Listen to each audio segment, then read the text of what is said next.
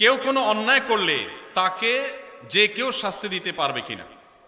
ভাইরা আমার, কোথাও কোনো অপরাধ হচ্ছে, কেউ কোনো অন্যায় কাজে লিপ্ত, তার সে অন্যায়ের শাস্তি আপনি নিজে হাতে দিবেন কিনা, অর্থাৎ আইন হাতে তুলে নেবেন কিনা?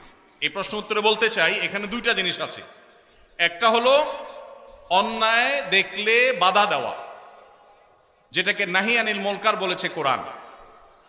এই নাহি আনিল মুনকারটা আমাদের উপরে কর্তব্য। নবী সাল্লাল্লাহু আলাইহি ওয়াসাল্লাম বলেছেন, মান রাআ মিনকুম মুনকারান ফালইয়ুগাইয়িরহু বিয়াদি ফাইল্লাম ইয়াস্তাতি' ফাবিলিসানি ফাইল্লাম ইয়াস্তাতি' ফাবিকলবি ওয়া যালিকা আদআফুল ঈমান।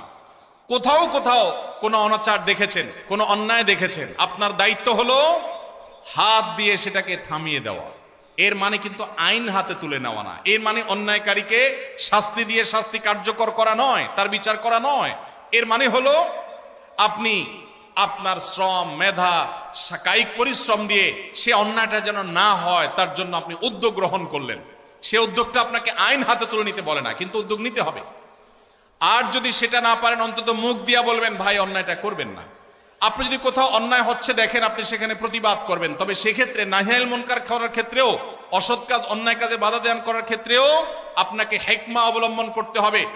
আপনাকে সর্বোচ্চ উপায় অবলম্বন করতে হবে, যথাযথ উপায়। যদি সেক্ষেত্রে আপনি ত্রুটি করেন, তাহলে দ্বীনের খেদমত করতে গিয়ে দ্বীনের আরো ক্ষতি হতে পারে কি পারে না? এই জন্য ভাইরা, বিদগ্ধ আল্লাহ বিরু আলেমদের সংস্রব, সোহবত, তত্ত্বাবধান নিয়ে এই সমস্ত কাজ করবেন, তাহলে এই সব কাজ সুফল বয়ে আনবে। আর না হলে এগুলো ক্ষতি আমাদের করবে। চেষ্টা করবো তো সবাই ইনশাআল্লাহ।